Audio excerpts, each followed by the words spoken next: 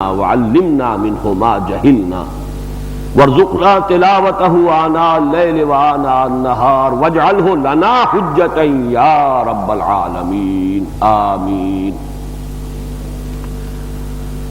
معزز حاضرین اور محترم خواتین، آج کے میرے خطاب جمعہ کے بارے میں جو اخباری اعلان آپ کی نظر سے گزرا ہوگا یا جو ہینڈ بل آپ تک پہنچا ہو، اس سے آپ کے علم میں یہ بات ہے کہ مجھے آج دو موضوعات پر گفتگو کرنی ہے۔ پھر یہ کہ دونوں موضوعات کے بھی مزید دو حصے ہیں۔ ایک یہ کہ قرآن حکیم کا فلسفہ شہادت ہے کیا، اور پھر خاص طور پر شہادت حضرت عمر فاروق، حضرت عثمان غنی، حضرت طلحہ، حضرت زبیر، حضرت حسین، حضرت عبداللہ ابن زبیر رضی اللہ تعالی عنہم اجمعین، ان کا تاریخی پس منظر کیا ہے۔ یہ مضمون خود اپنی جگہ پر بڑی تفصیل کا طالب ہے، لیکن چونکہ ان موضوعات پر میرے چھوٹے چھوٹے کتابچے موجود ہیں، تو میں اگر صرف اجمالی طور پر اس وقت بیان کروں، اگر آپ کو شوق ہوگا آپ ان کتابچوں کا مطالعہ کر لیں گے، لیکن اختصار سے کوشش کروں گا کہ بات پوری ہو جائے۔ دوسرے حصے میں مجھے گفتگو کرنی ہے دعوت رجوع القرآن کی اہمیت۔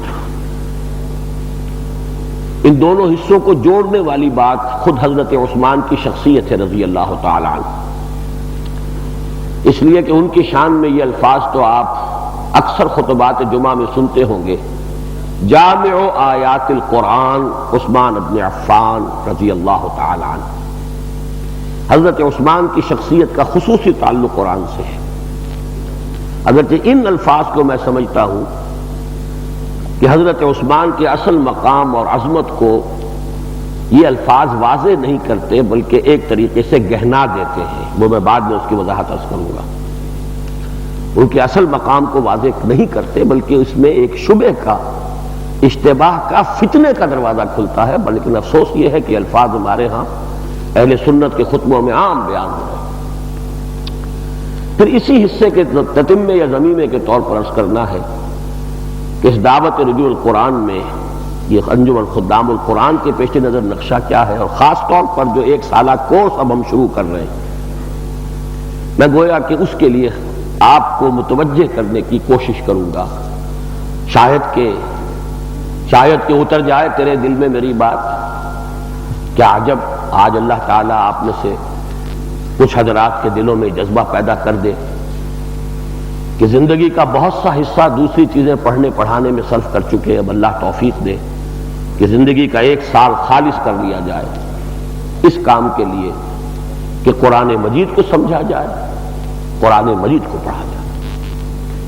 تو چونکہ یہ میری گفتگو کے موضوعات کی فہرست طویل ہو گئی ہے، تو میں اب ذرا اختصار سے کوشش کروں گا کہ ان تمام مضامین کو میں سمولوں۔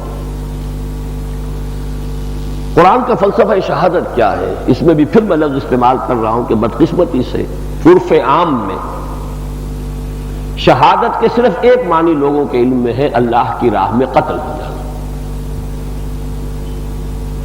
اس معنی میں یہ لفظ بعض احادیث میں تو آیا ہے، پورے قرآن میں کہیں نہیں ہے۔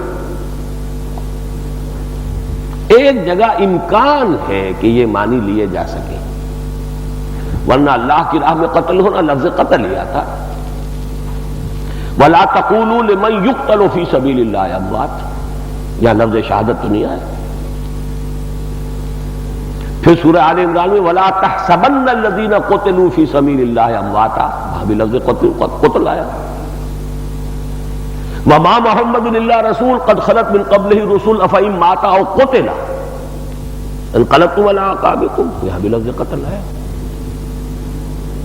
صحابہ کرام کی شان بیان ہوئی، یقاتلون فی سبیل اللہ فیقتلون ویقتلون، اللہ کی راہ میں جنگ کرتے ہیں، قتل کرتے بھی ہیں، قتل ہوتے بھی، وہی لفظ قتل ہے۔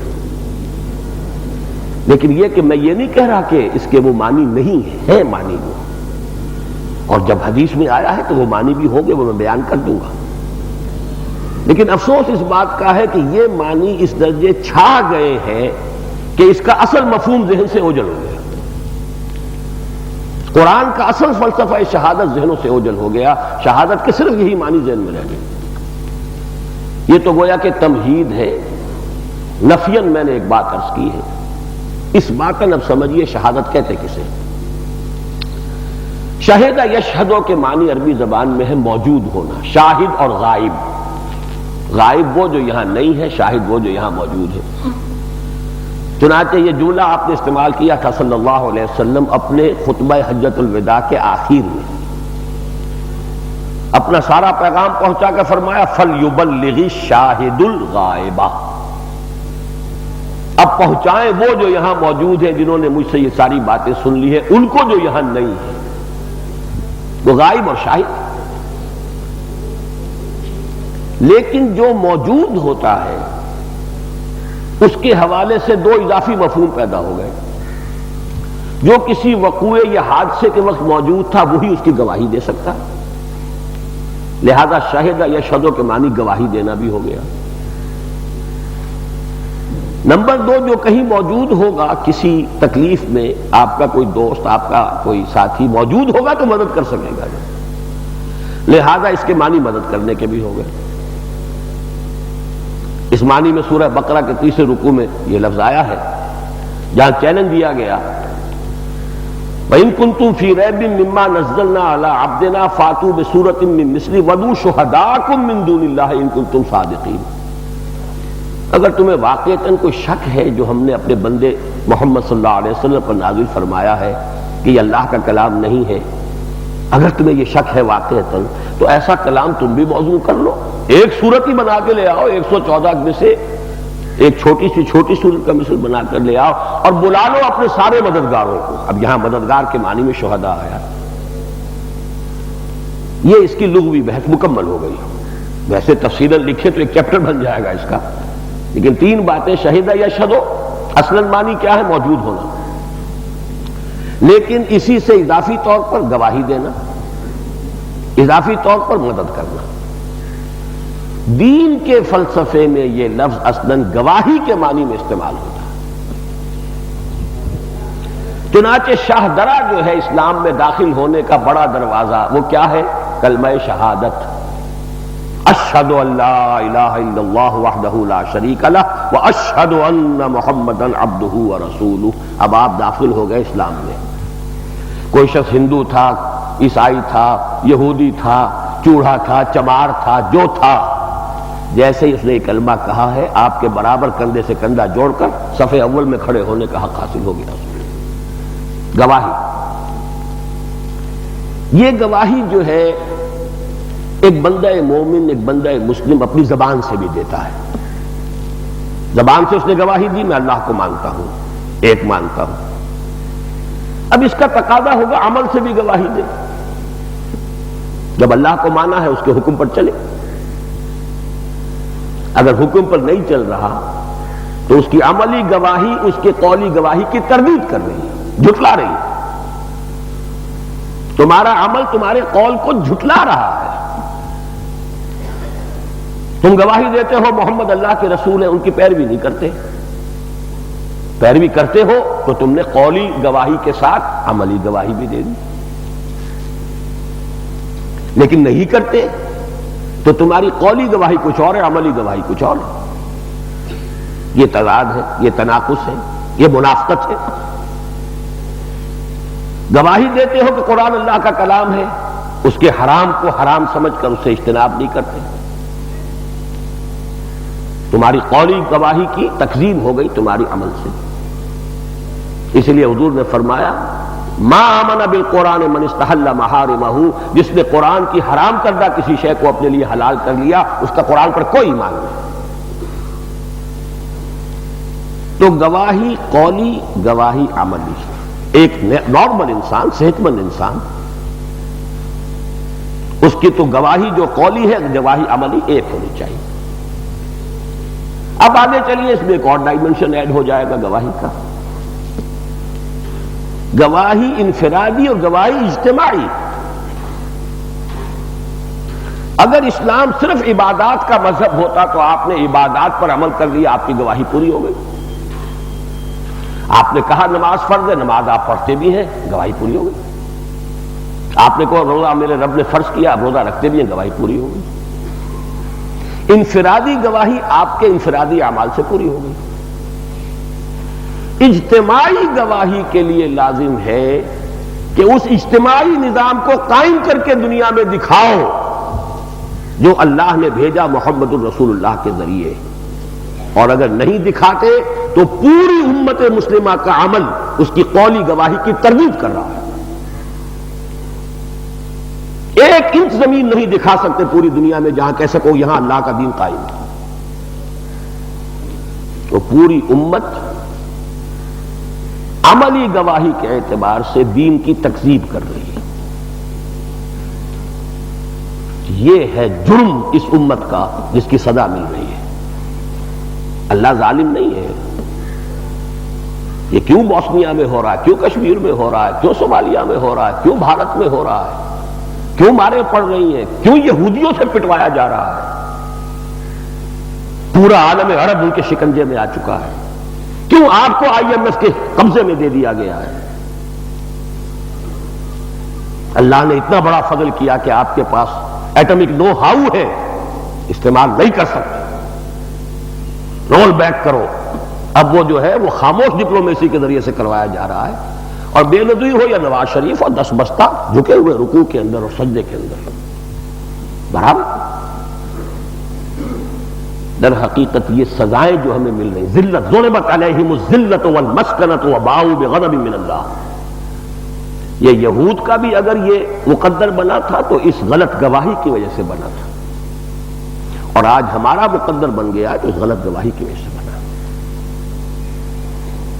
یہ بات سمجھ میں آ گئی؟ یہ ہے فلسفہ شہادت۔ اب اس شہادت کو ادا کرنے کے لیے اجتماعی سطح پر کیا کرنا پڑے گا؟ دیکھیے، فرد کی حیثیت سے میں نماز پڑھ سکتا ہوں، روزہ رکھ سکتا ہوں، اللہ توفیق دے دے اپنے کاروبار کو، اپنی معیشت کو سود سے حرام سے پاک کر لوں، نہ ملے پراٹھے روکھی روٹی مل جائے، نہ ملے 3 وقت 2 وقت مل جائے، 1 وقت مل جائے، یہ تو میں کر سکتا ہوں، آپ بھی کر سکتے ہیں۔ نہیں کرتے تو آپ مجرم ہیں، یہ آپ کر سکتے ہیں، یہ آپ کر سکتے ہیں کہ اپنے گھر میں شرعی پردہ نافذ کر دیں، نہیں کرتے تو آپ مجرم ہیں۔ ہاں، پورے نظام کو تو میں اکیلا نہیں بدل سکتا، نہ آپ بدل سکتے۔ اس نظام کو قائم کرنے کے لیے ایک جمعیت درکار ہے جو انقلابی جد و جہد کے ذریعے سے نظام قائم کرے۔ اس جد و جہد کا آغاز ہوگا دعوت سے۔ پہلے لوگوں کو شعور پیدا ہو، اس کا اپنے فرض کا احساس پیدا ہو، ان میں ایمان پیدا ہو، تبھی تو ہوگا نا، تبھی جمعیت فراہم ہوگی۔ پھر انہیں منظم کرنا ہوگا، انہیں جمع کرنا ہوگا، پھر جو موجود نظام ہے اس سے ٹکرانا ہوگا، اور پھر اللہ کامیابی دے دے تو نظام قائم کر دیں گے۔ اس پوری جد و جہد کا نام شہادت ہے۔ جو شخص اس جد و جہد میں لگا ہوا ہے وہ زندہ شہید ہے۔ تمام رسول شہید تھے، حالانکہ کوئی رسول شہید نہیں ہو سکتا، مقتول نہیں ہو سکتا، یہاں تک کہ حضور فرما رہے ہیں کہ لَبَدِدْتُ أَنْ أُقْتَلَ فِي سَبِيلِ اللَّهِ ثُمَّ أُحْيَا ثُمَّ أُقْتَلَ ثُمَّ أُحْيَا ثُمَّ أُقْتَلَ۔ میری بڑی خواہش ہے میں اللہ کی راہ میں قتل ہو جاؤں، پھر مجھے زندگی ملے، دوبارہ اللہ زندہ فرمائے، پھر ایک مرتبہ قتل ہو جاؤں، پھر مجھے زندہ کیا جائے، پھر ایک مرتبہ قتل ہو جاؤں۔ اللہ کی راہ میں قتل ہونے کی لذت مجھے بار بار ملے۔ مشرف گرچہ شد جامی ز لطفش، خدایا کرم بارے دیگر کن۔ لیکن رسول قتل نہیں ہو سکتا۔ کتب اللہ لاغلبن انا ورسلی، رسول تو غالب۔ نبی قتل ہو سکتے تھے اور ہوئے ہیں، حضرت یحییٰ قتل ہوئے ہیں، حضرت عیسیٰ نہیں ہو سکتے تھے، انہیں زندہ آسمان پر اٹھا لیا گیا۔ وما قتلوہ وما صلبوہ، اس لیے کہ حضرت عیسیٰ رسول تھے، حضرت یحییٰ صرف نبی تھے، رسول نہیں تھے۔ بہرحال یہ ایک علیحدہ فلسفہ ہے، اس کی بحث میں اس پر مت جائیے، لیکن یہ پورا عمل گواہی کا عمل ہے۔ ایک شخص پہلے اپنی زبان سے گواہی دے تو بھی محمد کی صداقت کی گواہی صلی اللہ علیہ وسلم، پھر اپنے عمل سے انفرادی سطح پر گواہی دے کہ باقی اللہ کا بندہ ہے اور محمد صلی اللہ علیہ وسلم کی پیروی کرنے والا ہے. واقعی اس نے عمل سے، رویے سے، اپنی معاشرت سے، اپنی معیشت سے، اپنے رہن سہن سے، اپنی زندگی کے طور طریقوں سے ثابت کر دیا کہ یہ اللہ کو مانتا ہے، قرآن کو مانتا ہے، محمد کو مانتا ہے صلی اللہ علیہ وسلم. پھر وہ جمع ہو، ایک قوت بنے، طاقت بنے. ایک اکیلا، دو 11. جماعت اتنی قوی ہو جائے کہ پھر وہ باطل نظام سے ٹکرائے. یقاتلون فی سبیل اللہ، قتال کریں اللہ کی راہ میں، قتل ہوں بھی، قتل کریں بھی. لوہے کا جسم نہیں تھا حضرت حمزہ کا بھی، وحشی کا برچھا پار پار ہو گیا، شہید ہو گئے.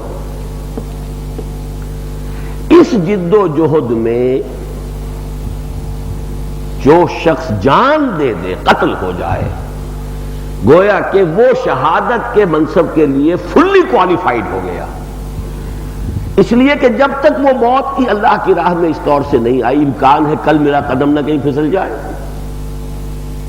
لیکن ایک شخص یہ گواہی اپنے عمل سے دے رہا ہے، اپنے قول سے دے رہا ہے، اس جد و جہد میں لگا ہوا ہے، توانائیاں، قوتیں، ان صلاتی و نسکی و محیایا و مماتی، اسی کام کے لیے اس نے وقف کر دی ہیں.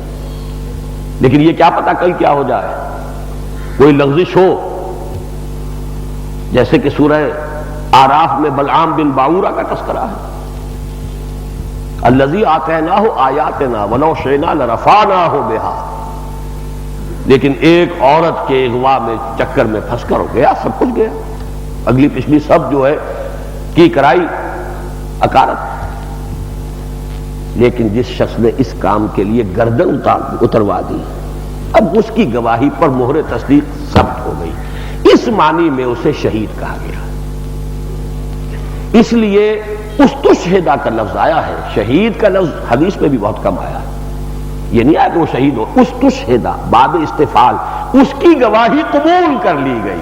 گویا کہ اللہ تعالیٰ نے جب یہ اس کو شرف عطا کر دیا تو گویا کہ اب اس کی گواہی قبول ہو گئی اللہ کے ہاں کہ وہ اللہ کی راہ میں جنگ کرتا ہوا مارا گیا. تو وہاں سے لے کے یہاں تک کا پورا یہ عمل گواہی ہے، اور یہ فلسفہ شہادت ہے قرآن کا. یہی وجہ ہے کہ تمام رسولوں کے لیے جو لفظ آیا وہ شہید آیا. دیکھیے سورہ احزاب میں حضور سے فرمایا یا ایھا النبی انا ارسلناک شاہدا ومبشرا ونذیرا وداعیا الی اللہ باذنہ وسراجا منیرا. پہلا لفظ شاہد ہے. اچھا، شہادت میں ایک نقطہ اور رہ گیا ہے. شہادت جب بھی دی جاتی ہے کسی کے حق میں ہوگی تو کسی کے خلاف ہوگی، ہوگی کہ نہیں؟ اسی لیے شہادت کے ساتھ یا لفظ لام آتا ہے یا علا آتا ہے. لام حرف جار آتا ہے حق میں، علا آتا ہے مخالفت میں. ابھی میں نے دعائیں جو پڑھی تھی ان میں آخری دعا کیا تھی؟ اے اللہ اس قرآن کو ہمارے حق میں گواہ بنا دے، حجت بنا دے.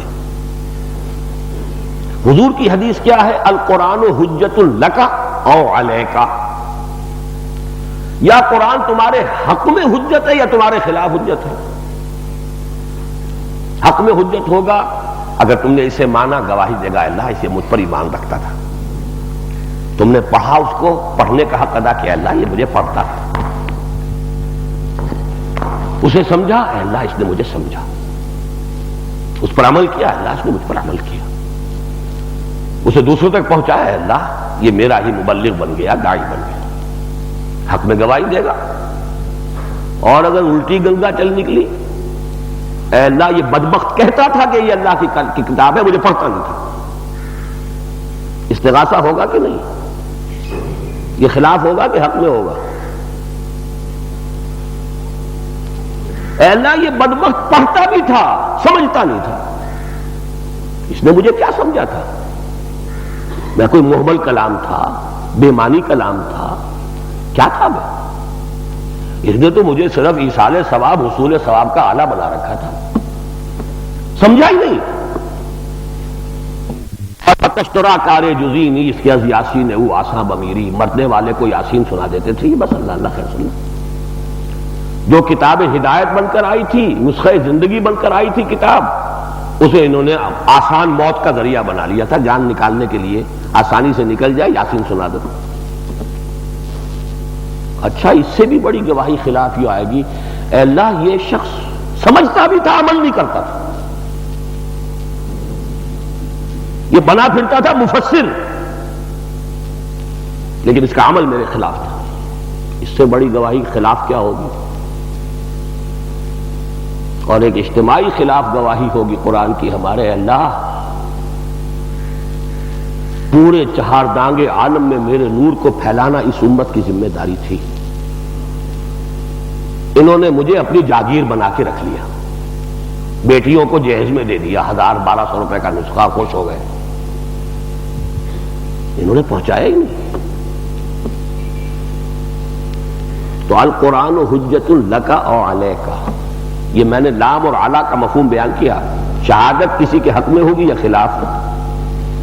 یہی وجہ ہے قرآن مجید میں آیا سورہ نساء اور سورہ مائدہ میں ایک مضمون، یا ایھا الذین آمنوا کونوا قوامین بالقسط شہداء للہ، یہاں شہادت کے ساتھ نام آ گیا، اہل ایمان قسط کو، عدل کو قائم کرنے والے بن کر کھڑے ہو جاؤ اور اللہ کے حق میں گواہی دو۔ وہی بات جو میں نے کہی تھی، دے تو بھی محمد کی صداقت کی گواہی۔ یہ لفظ استعمال ہوتا ہے ویسٹ میں، ایک عیسائیوں کا فرقہ ہے جیہوواز وٹنسز، اصل میں اس امت کو بنایا گیا ہے اللہ کے گواہ۔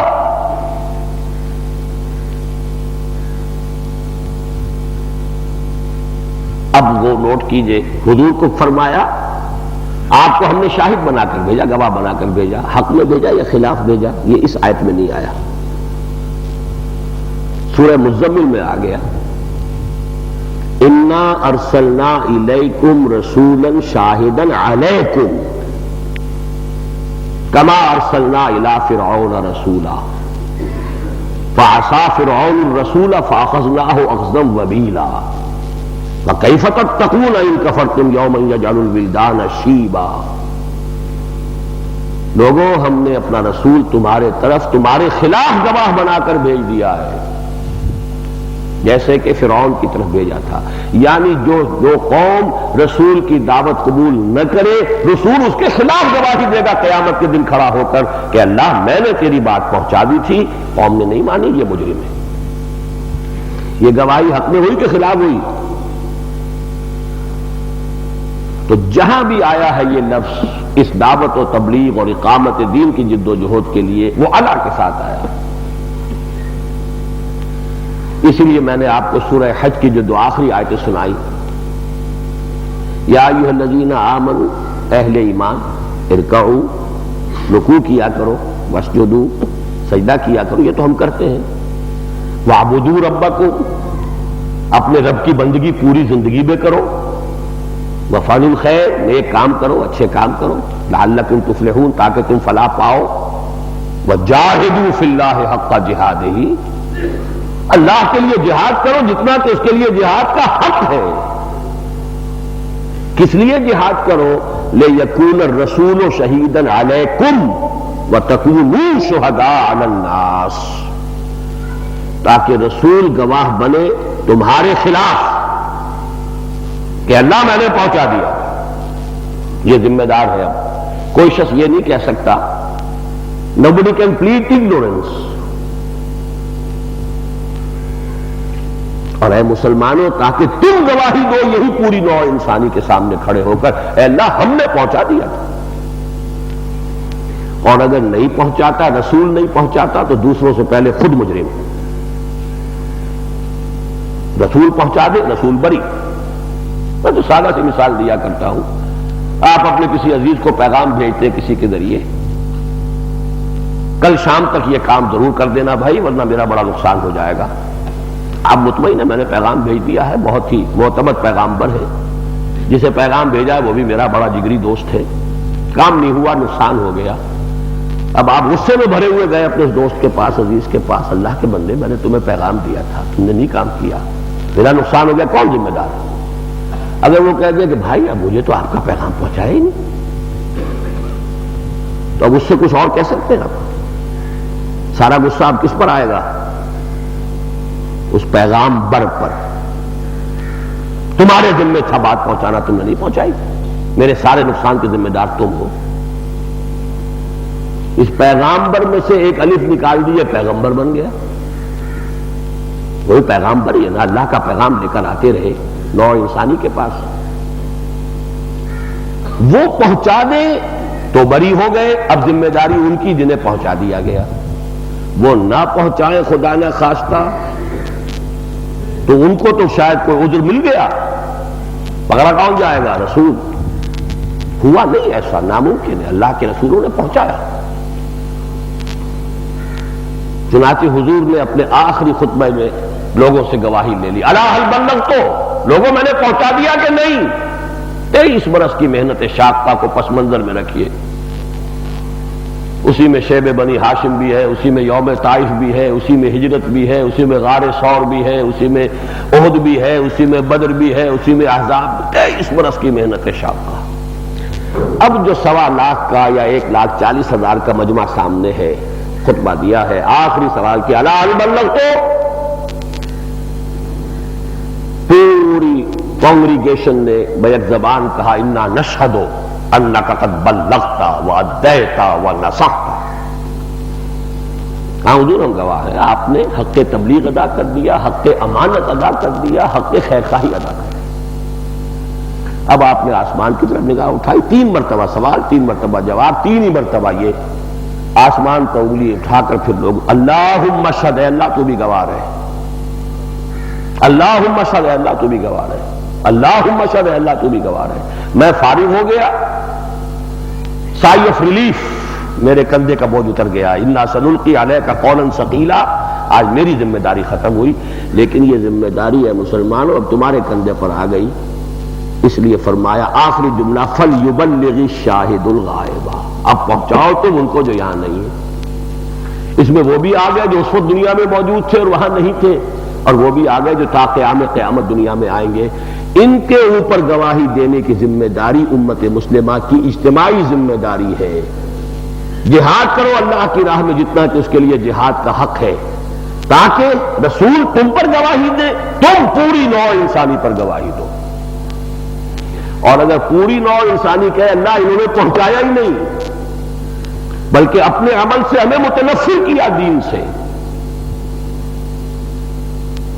تو پھر کیا ہوگا؟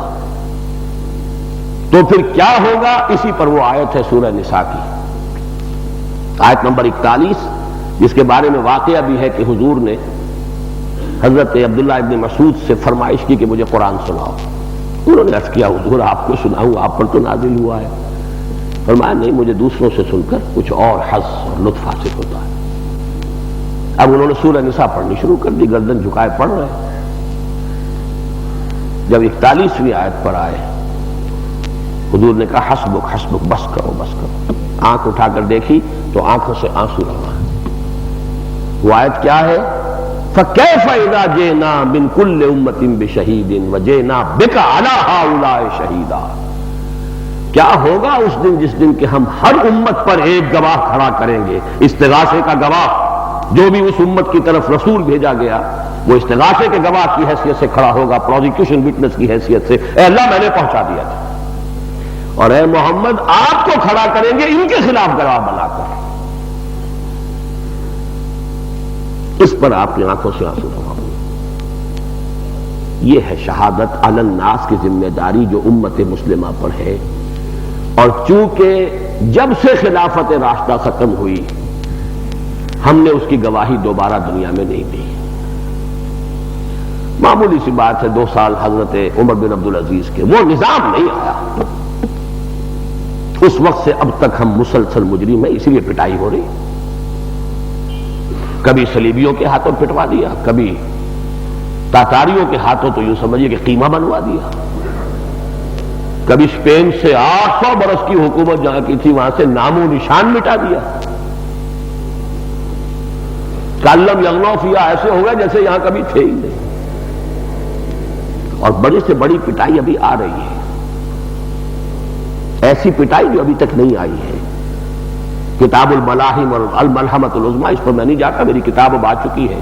موجودہ اور سابقہ مسلمان امتوں کا ماضی، حال اور مستقبل، میں نے اس میں اسی پر تفصیل سے گفتگو کی ہے، یہاں بھی مختلف مواقع پہ کرتا رہا، لیکن یہاں میری گفتگو ختم ہوئی شہادت کا قرآن کا فلسفہ یہ ہے۔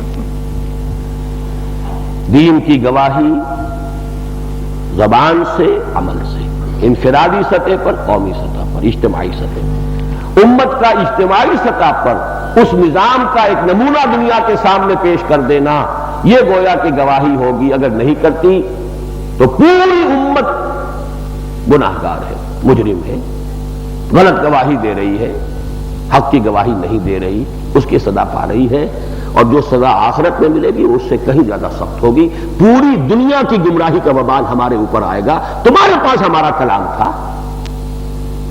تم بنے پھرتے تھے ہمارے نبی کے ٹھیکیدار،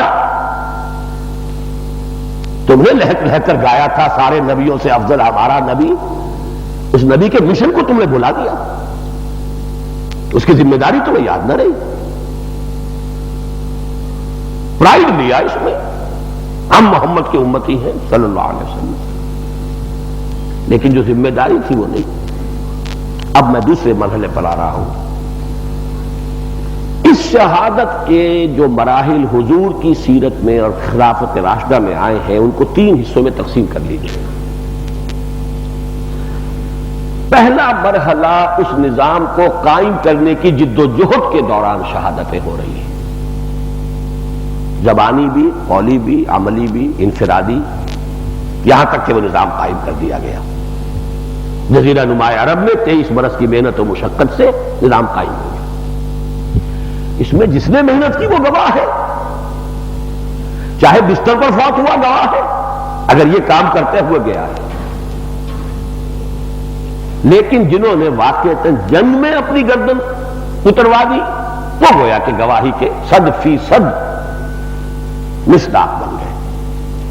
ان میں وہ بھی تھے کہ جو مکے ہی میں شہید کر دیے گئے، مثلا حضرت عمار، حضرت یاسر، عمار کے والد اور ان کی والدہ حضرت سمیہ۔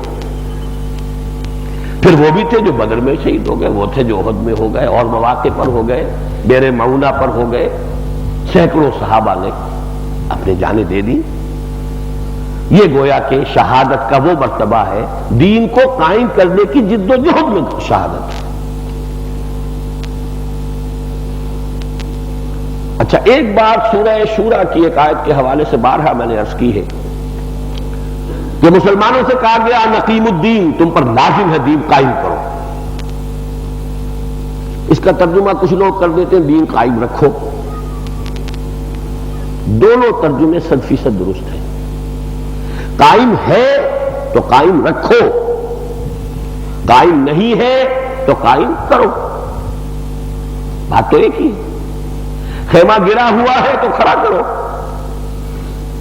قائم کرو، اور کھڑا ہے تو آندھیاں چل رہی ہے، بھائی کھوٹوں کو مضبوط کرو، رسیوں کو مضبوط کرو، اور یہاں تک کہ بانس پکڑ کر کھڑے ہو جاؤ، قائم رکھو، یہ آندھیاں اسے گرا نہ دیں۔ وہ شہادتیں جو ہوئی ہیں حضور صلی اللہ علیہ وسلم کی حیات طیبہ میں، وہ یوں کہیے بائی اینڈ لارج من حیث المجموع وہ دین کو قائم کرنے کی جد و جہد میں شہادتیں ہو رہی ہیں۔ جو انقلابی جد و جہد، مخالفین جو بھی مانعین تھے، راستہ روک رہے تھے، یقاتلون فی سبیل اللہ فیقتلون ویقتلون، اللہ کی راہ میں جنگ کرتے ہیں، قتل کرتے بھی ہیں، قتل ہوتے بھی ہیں۔ بدر میں 70 مارے گئے کفار اور 14 ہو گئے شہید اہل ایمان، احد میں 70 شہید ہو گئے مسلمان۔ اس کے بعد ایک دور آیا ہے جو اب میں بتانا چاہتا ہوں کہ یہ شہادتیں جو ہوئی ہیں، اس لیے کہ یہ مہینہ اصل میں ذی الحجہ کا جو مہینہ ہے، اس میں وہ دن منائے جاتے ہیں، یاد تازہ کی جاتی ہے۔ 18 ذی الحجہ کو حضرت عثمان شہید ہوئے، 28 ذی الحجہ کو حضرت عمر پر قاتلانہ حملہ ہوا، 1 محرم کو ان کا انتقال ہوا، 10 محرم کو حضرت حسین شہید ہوئے۔ تو یہ گویا کہ شہادتوں کا ایک سلسلہ شروع ہوتا ہے اس ذی الحجہ کے نصف آخر سے، اور تذکرے شروع ہو جاتے ہیں ہر جگہ پر۔ پھر جو بھی اہل تشیع تو خاص طور پر وہ ایک ہی شہادت ہے ان کے لیے تو اہمیت والی، اس کو انہوں نے جس طریقے سے بھی بیان کیا اس سب کا تاریخی پس منظر کیا ہے اس کو سمجھ لیجیے۔ یہ ساری شہادتیں دین کو قائم رکھنے کے لیے،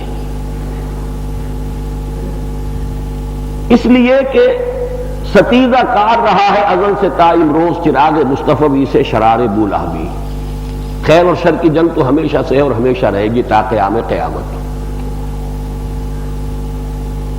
چراغ مصطفی بھی شرار بولہبی، جنگ تو رہے گی۔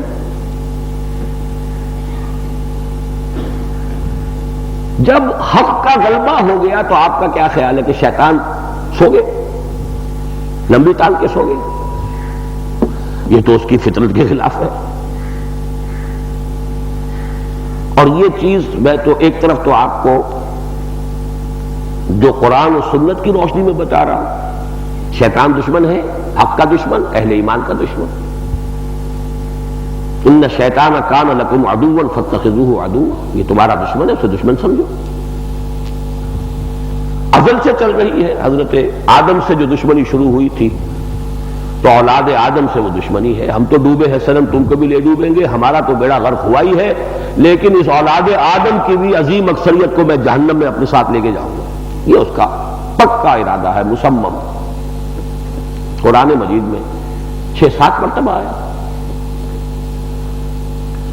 ہوتا کیا ہے، کوئی انقلاب جب تکمیل کے مرحلے کو آتا ہے، جب مخالفین یہ سمجھتے ہیں کہ اب ہمارے لیے اب اس کا راستہ روکنا ممکن نہیں رہا، ہم بے بس ہو گئے، تو دبک جاتے ہیں، یا تو اس انقلاب ہی میں شامل ہو گئے یا ویسے دبک گئے، انرٹ ہو کر رہ گئے، بیٹھ گئے، منتظر رہتے ہیں کوئی موقع آئے تو پھر اسٹرائک بیک کریں۔ اس کا نام ہے کاؤنٹر ریولوشنری موومنٹس۔ ہر ریولوشن کے بعد counter revolutionary movements are a must, اس لیے کہ پچھلا نظام، اس کے مفادات والے لوگ ہار مان کر یہ ہے کہ اس کے بعد تو آخر اپنی جدوجہد جاری رکھتے ہیں۔ یہ کاؤنٹر ریولوشنری موومنٹ شروع ہوئی سب سے پہلے حضرت ابو بکر کے عہد خلافت میں۔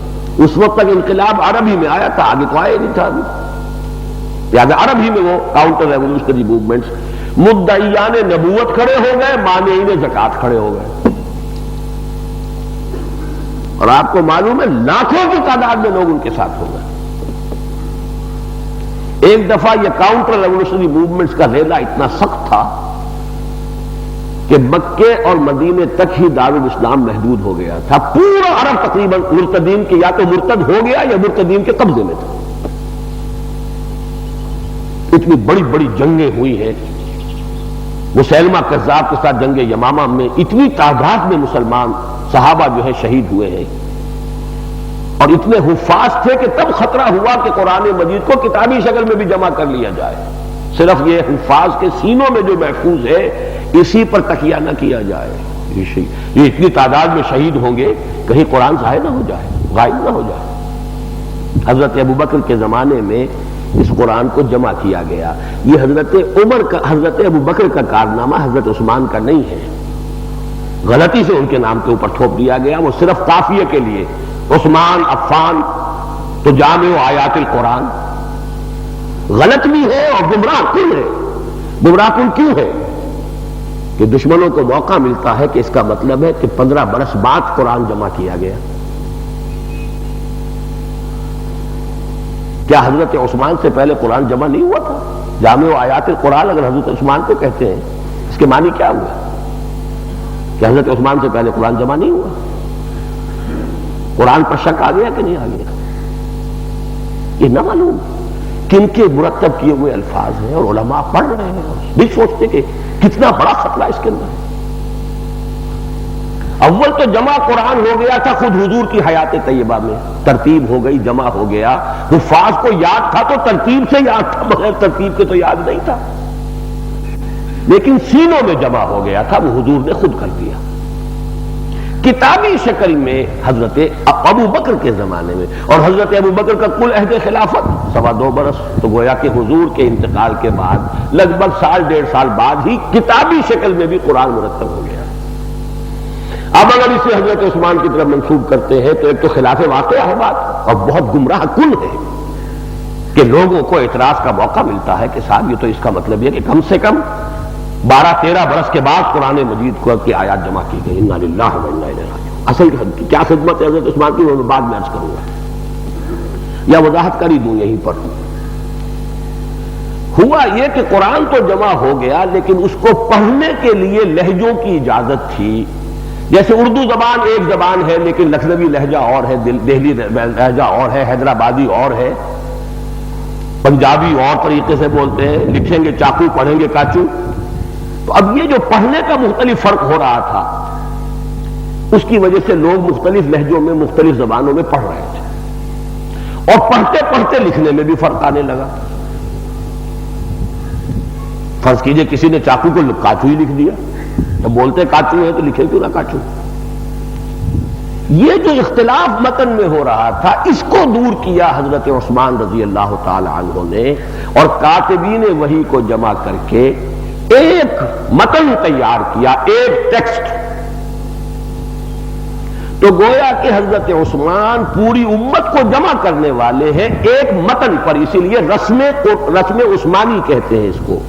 یہ رسم الخط جو قرآن کا ہے, رسم عثمانی, مصحف عثمان رضی اللہ تعالی عنہ, کہ اس کی کتابت ہمیشہ کے لیے تا قیام قیامت اب حضرت عثمان نے جو اس کا رسم الخط بنا دیا تھا اس کے اوپر چلے گی. اس پر ایک ٹیکسٹ پر جمع کیا ہے کتابت کی صورت میں حضرت عثمان نے پوری امت کو. باقی سارے نسخے تلف کر دیے گئے, اور یہ جو آپ نے تیار کیا کروایا آفیشل نسخہ, اس کے جو ہے کاپیز کر کے بھیج دی گئی. کوئی تاشقند میں آج بھی رکھا ہوا ہے, کوئی استنبول میں رکھا ہوا ہے, اور ایک نسخہ آپ کے اپنے پاس تھا جس کی آپ تلاوت کر رہے تھے جب آپ کو شہید کیا گیا ہے. اور اس نسخے کے اوپر یہ جو پہلے پارے کا آخری رکوع ہے فَسَيَكْفِيكَهُمُ اللَّهُ, ان الفاظ پر حضرت عثمان کے خون کا دھبا آج بھی موجود ہے. تو حضرت عثمان کا یہ کارنامہ جامع الامت علی القرآن, قرآن پر پوری امت کو رسم پر, رسم الخط پر, ایک ٹیکسٹ پر, اس پر جمع کرنے والے حضرت عثمان ہیں. ورنہ قرآن مجید کی آیات اولاً جمع ہو گئی خود حضور کی حیات طیبہ میں, ترتیب طے ہو گئی, صورتیں معین ہو گئی, کس صورت کے بعد کون سی صورت ہے, کس آیت کے بعد کون سی, سب طے ہو گیا. البتہ کتابی شکل میں جمع کرنے کا کام حضرت ابو بکر کے عہد خلافت میں ہوا. تو جامع و آیات القرآن اگر کہا جائے تو کسی درجے میں حضرت ابو بکر کو کہا جا سکتا ہے, لیکن وہ بھی غلط ہوگا اس لیے کہ آیات قرآنی کو جمع حضور نے کر دیا ہے. مصحف کی شکل میں, کتاب کی شکل میں مرتب کر کے جمع کرنے والے حضرت ابو بکر, اور ایک رسم الخط کو آفیشلی تیار کروا کر اور اسی پر امت کو جمع کر دینے والے وہ حضرت عثمان. بہرحال ابھی میں عرض کر رہا تھا کہ کاؤنٹر ریولوشنری موومنٹ شروع ہوئی, حضرت ابو بکر رضی اللہ تعالی عنہ نے اس کے خلاف ایک آئرن ول کے ساتھ مقابلہ کیا ہے, اور جو سینکڑوں صحابہ یا شاید ہزاروں صحابہ شہید ہو گئے, یہ سب گویا کہ اس دین کو قائم کرنے کے لیے شہادت نہیں تھی, قائم رکھنے کے لیے شہادت تھی. یہ فرق ہے. احد میں, بدر میں جو شہید ہوئے وہ قائم کرنے کے لیے, ابھی وہ پروسیس جاری تھا. حضور کے بعد صلی اللہ علیہ وسلم کاؤنٹر ریولوشنری موومنٹس آئی تو اب قائم رکھنے کے لیے شہادتیں دی. اس کے بعد دوسرا وار کیا ہے اس نظام اسلام پر ایرانیوں نے. وہ دشمن تھے حضرت عمر کے, ان کے اہل خلافت میں ایران فتح ہوا. ایرانیوں میں قوم پرستی, نسل پرستی بڑی شدید. چنانچہ ابو لولو فیروز اور ہرمزان دونوں کی سازش سے حضرت عمر کو شہید کیا گیا. یہ کوئی ایک شخص کا انڈیویجول ایکٹ نہیں ہے. ہرمزان چونکہ جنرل تھا بہت بڑا, اور اتنا بڑا یہ سمجھیے قیاد آدمی, کتنے ہیلے سے اس نے اپنی جان بچائی, یہ واجب القتل تھا. حضرت عمر رضی اللہ تعالیٰ عنہ کے سامنے اس کی گردن اتاری جانی تھی. اس نے کہا کہ ذرا پانی پلا دیجیے. اب ٹھیک ہے لاؤ پانی دے دیں. کہا مجھ سے پہلے وعدہ کریں جب تک میں پانی یہ پانی میں نہیں پیوں گا اس وقت تک مجھے قتل نہیں کیا جائے گا. ٹھیک ہے وعدہ ہے. اس نے گلاس پھینک دیا, کرو قتل مجھے. اب میں نے کہا تھا یہ پانی جب تک میں نہ پیوں مجھے قتل نہیں کیا جائے گا, اور آپ نے وعدہ کیا تھا. اس بہانے سے چھٹا ہے، اور وہ ہے سازش کے پیچھے ابو لولو فیروز، جس کے ایران میں تصویریں بکتی ہیں، جس کے ساتھ بڑے بڑے القابات آج تک چل رہے ہیں، حضرت ابو لولو فیروز۔ بہرحال انہوں نے سمجھا یہ تھا، کیونکہ شخصیت پرستی تھی، انہوں نے سمجھا یہ پوری عمارت ایک شخص کے بل پر کھڑی ہے، یہ ستون گرا دیں گے عمارت گر جائے گی۔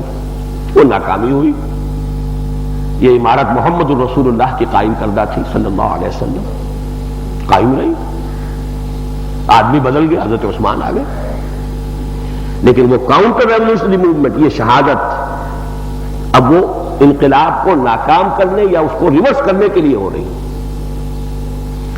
اب آئے تیسری حملہ آیا، تیسرا، اور وہ تھا سبائی یہودی ذہانت، اور خاص طور پر ایون جینیس کے اعتبار سے یہودی قوم سے بڑھ کر دنیا میں کوئی ہے ہی نہیں۔ یمن کا یہودی عبداللہ ابن سبا اسلام کا لبادہ اوڑھا، آ کر دارالاسلام میں اب اس نے اسلام کی جڑیں کھودی۔ پہلے توحید کی جڑ کھودی، علی جو ہے یہ تو اوتار ہے اللہ کا، گاڈ انکارنیٹ، جیسے سینٹ پال نے حضرت مسیح کے دین کو ختم کیا تثلیث کا عقیدہ گھڑ کے، اور گاڈ انکارنیٹ، لقد کفر الذین قالوا ان اللہ هو المسیح ابن مریم، یہ گاڈ انکارنیٹ کا عقیدہ تھا، اللہ ہی نے مسیح ابن مریم کی شکل اختیار کر لی۔ دوسرا تثلیث کا عقیدہ ہے، ثالث ثلاثہ۔ انہوں نے حضور پر تو اللہ نے حضور کو تو محفوظ رکھا ہوا ہے، حضور پر تو یہ حملہ نہیں کر سکے، حضرت علی کو بنایا اور خدا بنایا، خدا کا بیٹا نہیں خدا بنایا۔ دوسرا یہ کہ خلافت تو حق ہے بنو ہاشم کا، یہ کہ کیسے رہے، یہ ابو بکر کیسا خلیفہ ہوا، یہ تو غاصب تھا، عمر کیسے خلیفہ ہو سکتا تھا، غاصب تھا، عثمان کیسے رہ سکتا، بنو امیہ غاصب ہے۔ یہ فتنہ شروع کیا ہے اور ٹیکنیک یہ استعمال کی، چھوٹا سا ٹولہ، لیکن ایک صوبے کے صدر مقام میں جا کر وہاں کے گورنر کے خلاف نہیں بات کریں گے، اور گورنروں کے خلاف، اجی انہوں نے تو خیانت کی، انہوں نے یہ کر دیا، اقربا پروری کر رہے ہیں، اپنے گھر اپنی جائیدادیں بنا لی ہیں، سب بے ایمانیاں ہو رہی ہیں، خیانت ہو رہی ہے۔ شام میں گئے تو کوفے کے گورنر کے خلاف اور مصر کے گورنر کے خلاف، کوفے میں گئے تو شام کے گورنر کے خلاف اور مصر کے گورنر کے خلاف، مصر میں گئے تو شام کے گورنر کے خلاف اور کوفے کے، اور ہر جگہ پر عثمان کے خلاف رضی اللہ تعالی عنہ اجمعین۔ زمانہ وہ ویریفیکیشن تو آج مشکل ہو جاتی ہے، کراچی میں آج حادثہ ہوا، کیا ہوا کیا پتا، جتنے منہ اتنی زبانیں، اور جتنے اخبار اتنے ہی اس کی ڈیٹیلز۔ آج کے زمانے میں، اس زمانے میں ویریفائی کون کرے، ہوتے ہوتے وہ باتیں لوگوں کے دلوں میں بیٹھتی چلی گئی، ایک عظیم فتنہ اٹھا، اس فتنے کے نتیجے میں حضرت عثمان شہید ہوئے۔ یہ الفتنۃ الکبریٰ ہے، یہودی سازش، اس کے نتیجے میں شہادت عثمان، اور مظلوم ترین شہادت تاریخ انسانی کی ہے۔ حضرت حسین تو لڑتے ہوئے شہید ہوئے، حضرت عثمان جن کے پاس کے لاکھوں کی فوجیں تیار کھڑی تھی، مصر کا گورنر درخواست کر رہا ہے کہ خدا کے لیے اجازت دیجئے کہ ہم یہ ان بلوائیوں کا خاتمہ کریں۔ شام کا گورنر یعنی حضرت امیر معاویہ درخواستوں پر درخواستیں بھیج رہے ہیں، آپ اجازت تو دیجئے۔ طلحہ، زبیر، حضرت علی مدینے میں بیٹھے ہوئے درخواست کر رہے ہیں کہ آپ ہمیں اجازت دیں۔ اجازت نہیں ہے، یہ کلمہ گو ہے، یہ میری جان کے درپے ہے، میں اپنی جان بچانے کے لیے کسی کلمہ گو کا خون بہانے کو تیار نہیں۔ جب یہ مجھے قتل کر لیں گے قصاص لے لینا جس کو بھی لینا، جب تک جرم ہوا نہیں میں کس کا قصاص لوں۔ ایسی عظیمت تھی، ورنہ جس لوگ کہہ دیتے ہیں، مجھے رنج آتا ہے، یہ شہید مظلوم موضوع پر میرا کتابچہ موجود ہے، پڑھیے اسے۔ اپنوں نے جتنا اس معاملے میں صدمہ ہمیں پہنچایا ہے، غیروں کا اتنا رنج نہیں ہے۔ اپنوں نے کہہ دیا بڑے کمزور آدمی تھے، کمزور مزاج تھے، اس کو کمزوری کہتے ہیں۔ کمزور آدمی کے پاس اگر قوت آ جائے تو وہ کیا کرتا ہے، پھر اختیار آ جائے کمزور کے پاس، وہ اختیار کا استعمال کرے گا، بدترین استعمال کرے گا۔ جس کے پاس اختیار اس درجے میں ہے کہ ذوالقرنین جن کی قرآن مجید میں اتنی عظمت بیان ہوئی ہے، اس کی حکومت کے مقابلے میں 3 گنا حکومت ہے حضرت عثمان کی۔ اور 50 دن محصور ہے، پانی بند کر دیا گیا ہے۔ ام حبیبہ لے کر جا رہی ہے رضی اللہ تعالی عنہا حضور کی زوجہ محترمہ، تو تیر مارا گیا ہے جس سے کہ وہ مشکیزہ جو لے کر جا رہی تھی اس کے وہ پھٹ گیا، پانی گر گیا، خود وہ بھی اپنی سواری سے خچر سے گرتے گرتے بچی۔ پانی بند ہے، لاکھوں مربع میل کے اوپر جس کا حکم چل رہا ہے، مکران کے ساحل سے لے کر اور لیبیا اور الجزائر تک جس کی حکومت ہے۔ یہ ہے شہادت عثمان رضی اللہ تعالی عنہ۔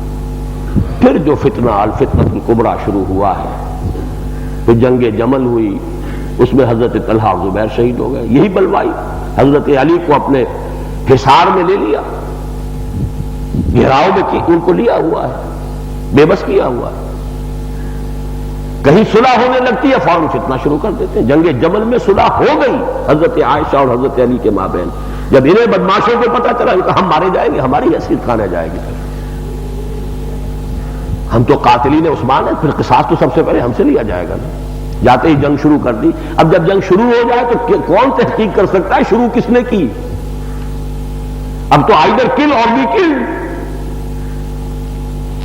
10,000 مسلمان ایک رات میں شہید ہو گئے۔ یہودیوں کے گھروں میں چراغ جلے کہ نہیں جلے؟ طلحہ شہید ہوئے، زبیر شہید ہوئے، دونوں عشرہ مبشرہ میں سے ٹاپ کے 10 صحابہ میں سے۔ پھر حضرت علی کو انہی کے گروہ میں سے یہ علیحدہ ہوئے تھے جن کو خوارج کہتے ہیں، حضرت علی کے ساتھی تھے۔ جنگ صفین کے موقع پر جب صلح ہونے لگی، جب حکم بنا لیا، اب انہوں نے کہا یہ پھر صلح ہونے لگی،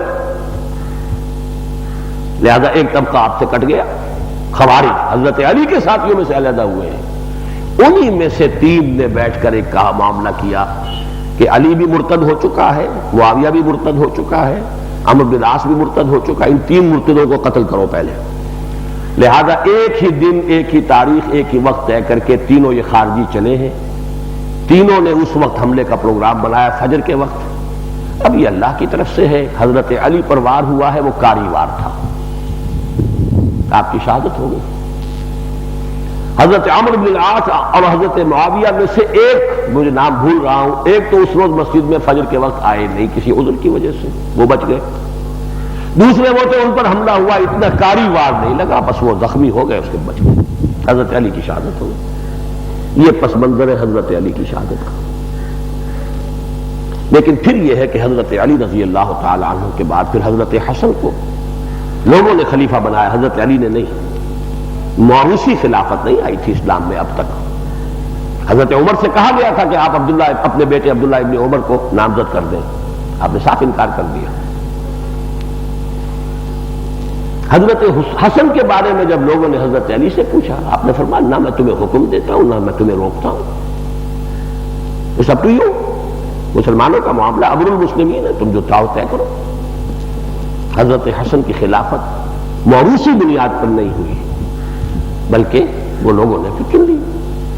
حضرت حسن نے 6 مہینے کے بعد ہی حضرت امیر معاویہ کے حق میں دستبرداری اختیار کر لی، وہاں سے حضرت امیر معاویہ کی حکومت شروع ہوئی۔ اس کو عام الجماع کہتے ہیں کہ 4.5 برس تک، بلکہ 5 برس تک جو خانہ جنگی مسلمانوں میں رہی وہ ختم ہو گئی۔ حضرت معاویہ کے عہد خلافت کے پہلے تو ایک بات میں بھول گیا درمیان میں بتانا، حضرت عثمان کا عہد خلافت 12 برس ہے، جس میں سے 10 برس بالکل حضرت عمر کی شان کے ہیں، کوئی فرق نہیں۔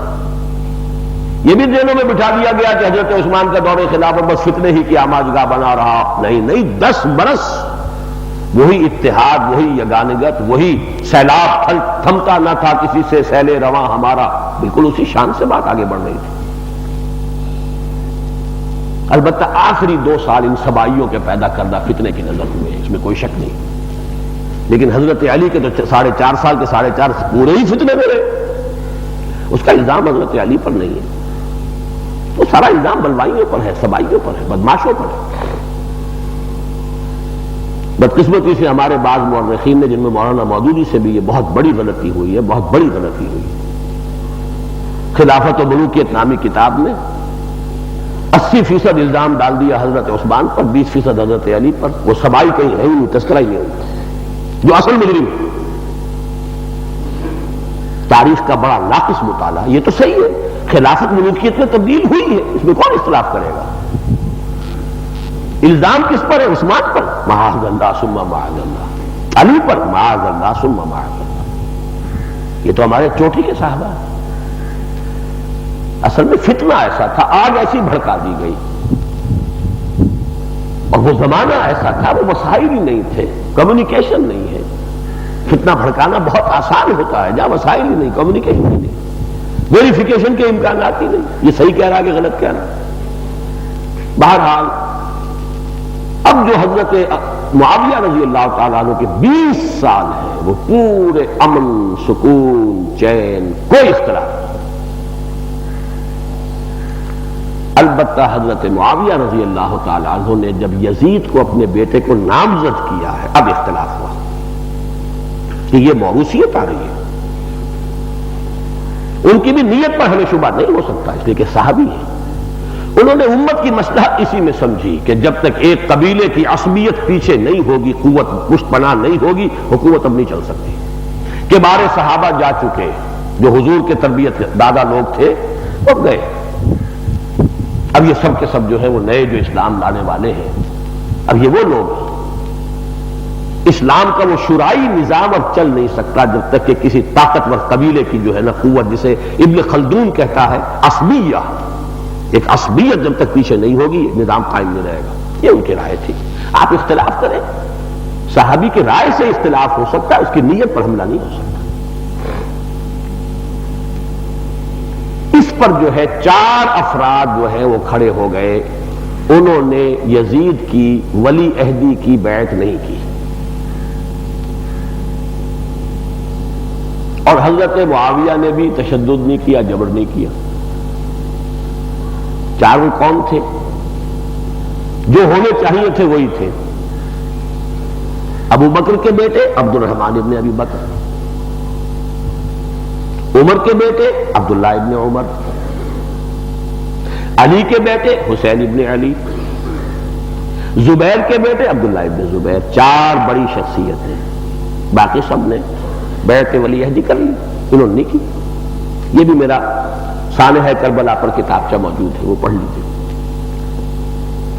لیکن جب تک 10 برس تک یہ بیعت ولی عہدی رہی ہے، حضرت معاویہ نے جبر نہیں کیا کہ ضرور کرو بیعت. جب حضرت معاویہ کا انتقال ہو گیا، اب ولی عہدی جو ہے وہ خلافت میں تبدیل ہو رہی ہے، اور گویا کہ موروثیت کا آغاز ہو رہا ہے اسلام میں. خلافت ایک سیڑھی نیچے آ رہی ہے، زوال پر آ رہی ہے. اس زوال کو روکنے کے لیے جو کھڑے ہوئے، یہ گویا کہ میں نے عرض کیا تھا، ایک ہے دین کو قائم کرنے کے لیے وہ شہادت کا سلسلہ، ایک اس خیمے کو قائم رکھنے کے لیے جو بیرونی آندھیاں چل رہی تھی ان کا مقابلہ کرنے کے لیے شہادتوں کا سلسلہ، ایک یہ وہ خیمہ خود کچھ نیچے آ رہا ہے. اس زوال کے عمل کو روکنے کے لیے ان 4 میں اختلاف ہو گیا. 2 نے تو یہ کہا کہ ہے تو یہ غلط کام، لیکن اتنا غلط کام نہیں ہے کہ اس سے خون خرابہ کریں، امت کے اندر فساد، بغاوت کریں، جنگ ہو. ایسا نہیں. یہ ہے عبداللہ ابن عباس، عباس کے بیٹے عبداللہ بھی ان میں شامل، وہ بھی یاد کر لیں. اصل میں 5 تھے جبکہ ولی عہدی کی بیعت ہوئی تھی، لیکن عبد الرحمن ابن ابی بکر کا انتقال ہو گیا ان 10 سالوں کے دوران، ولی عہدی کا جو دور ہے. تو جب خلافت کا وقت آیا ہے یزید کے تو 4 رہ گئے. ان میں سے 2 کی رائے ہوگی کہ کام تو غلط ہے یہ جو ہوا ہے، لیکن یہ کہ بہرحال ایسا نہیں ہے کہ ہم اس کے اوپر فتنہ، فساد، خونریزی شروع کر دیں. عبداللہ ابن عباس، عبداللہ ابن عمر رضی اللہ تعالیٰ عنہ، ان کی نیت پر بھی جو حملہ کرے گا، اور اگر کوئی کہے گا کہ انہوں نے اپنا دین ایمان فروخت کیا یزید کے ہاتھوں، اس کا ایمان سلامت نہیں ہے. اجتہادی رائے ہے، آپ اختلاف کر سکتے ہیں، لیکن یہ کہ آپ نیت پر حملہ نہیں کریں، یا آپ یہ کہیں بزدلی کی وجہ سے کیا، غلط. رائے کا فرق ہے. حسین ابن علی، عبداللہ ابن زبیر، ان 2 کی رائے ہوئی کہ نہیں، وی ہیو ٹو ریزسٹ، چاہے کچھ بھی ہو ہمیں اپنا فرض ادا کرنا، ہمارے جیتے جی یہ معاملہ غلط کیوں ہو. ان میں میں یہ اختلاف ہو گیا. عبداللہ ابن زبیر کی رائے یہ تھی کہ ہمیں ریزسٹنس کی موومنٹ شروع کرنی چاہیے مکے سے، حجاز سے. حضرت حسین کے پاس وہ کوفی کے جو مرکز بن گیا تھا کوفہ، ان بلوائیوں کا اور سبائیوں کا، اس لیے کہ حضرت علی نے اپنا دارالخلافہ کوفہ بنا لیا تھا، تو سارے وہ آپ کے جو ساتھی اس وقت بنے ہوئے تھے وہ سب کے سب وہی آباد تھے. انہوں نے خطوط کی بھرمار کر دی، آپ یہاں آئیے، ہم آپ سے بیعت کریں گے اور آپ یہاں سے اپنا جو ہے جہاد شروع کیجیے. یہاں حضرت عبداللہ ابن عمر، عبداللہ ابن عباس آخری وقت تک روکتے رہے، بھتیجے وہاں مت جاؤ، ان پر اعتماد مت کرو. لیکن بہرحال وہ اپنی نیک نیتی سے گئے وہاں. ان سب نے بیعت فسخ کر دی. جب ابن زیاد آیا ہے وہاں، سب اس نے ذرا سا ڈنڈا چلانا شروع کیا ہے، سب کے سب بیعت توڑ کے بیٹھ گئے گھروں میں، اور وہی فوج بن کر آ گئے حضرت حسین کو شہید کرنے کے لیے. کیونکہ حضرت حسین نے جب یہ کہا کہ میرا راستہ چھوڑ دو، میں یزید کے پاس جا کر اپنا معاملہ طے کر لوں گا، انہوں نے کہا اگر یہ وہاں پہنچ گیا، ان کی ہوگی صلح تو شامت تو ہماری آئے گی. لہذا انہوں نے وہیں شہید کیا. اور وہ خیمے اس لیے جلائے کہ وہ سارے خطوط جو حضرت حسین نے پیش کیے تھے، تمہارے یہ خطوط موجود ہیں میرے پاس، تم نے مجھے بلایا. اب وہ خطوط باقی رہتے تو ان کے خلاف جو ہے فرد جرم کا ثبوت ہو جاتا. خیمے اس لیے جلائے تاکہ وہ جو ایویڈنس ہے وہ ڈسٹرائے. اس کے بعد حضرت عبداللہ ابن زبیر رضی اللہ تعالیٰ عنہ، وہ چونکہ گئے تھے مکے، وہاں ان کی حکومت قائم ہوئی، کئی سال قائم رہی، پھر ان کی بھی شہادت ہو گئی.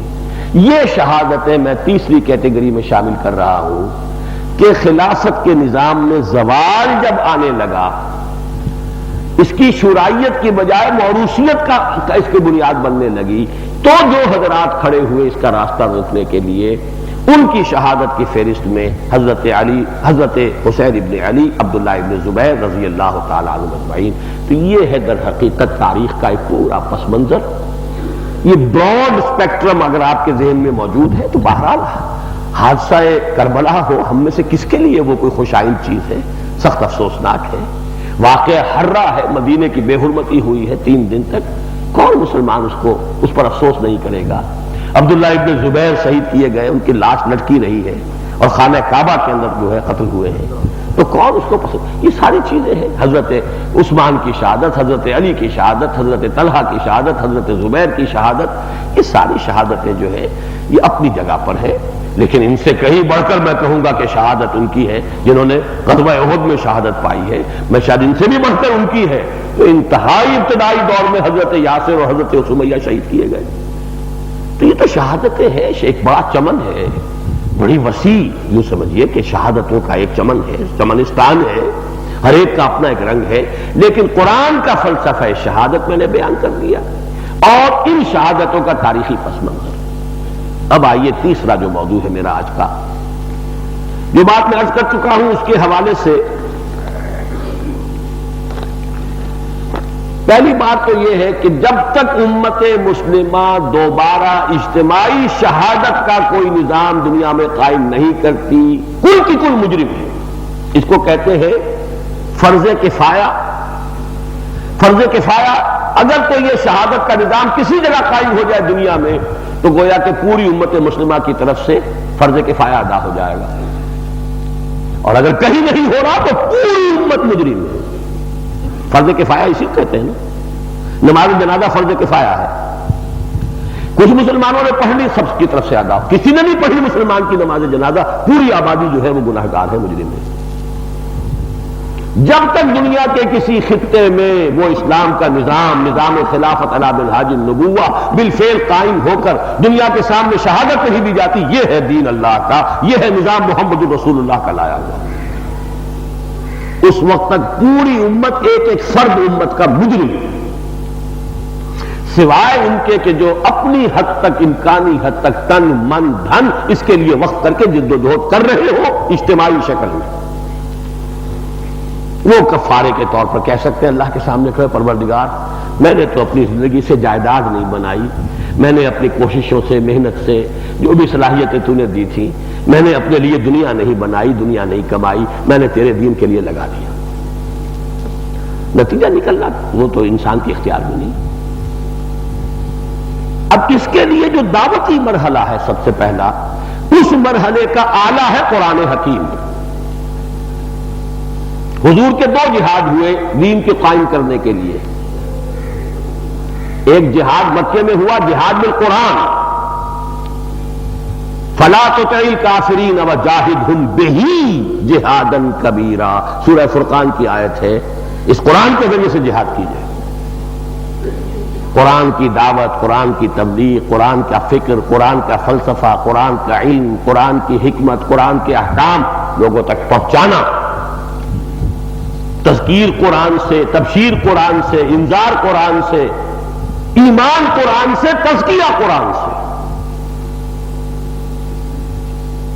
حضور کا عمل یتلو علیہم آیاتہ ویزکیہم ویعلمہم الکتاب والحکمہ، یہی تو 4 مرتبہ قرآن میں آیا۔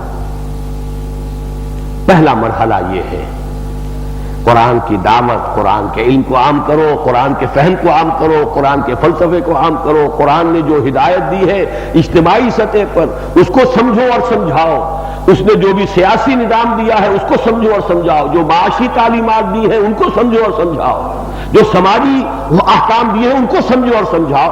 یہ دعوت، انذار، تبشیر، تذکیر، تعلیم، سب کا مرکز و محور قرآن، یہ ہے جہاد بالقرآن۔ اس پر بھی میری ایک کتاب موجود ہے، کتابچے ہیں، جہاد بالقرآن کے 5 محاذ۔ جہاد بالقرآن، پہلا کام یہ ہے۔ حضور کیا کرتے تھے صلی اللہ علیہ وسلم؟ یتلو علیہم آیاتہ، ایمان بھی تھا تو قرآن سے تھا۔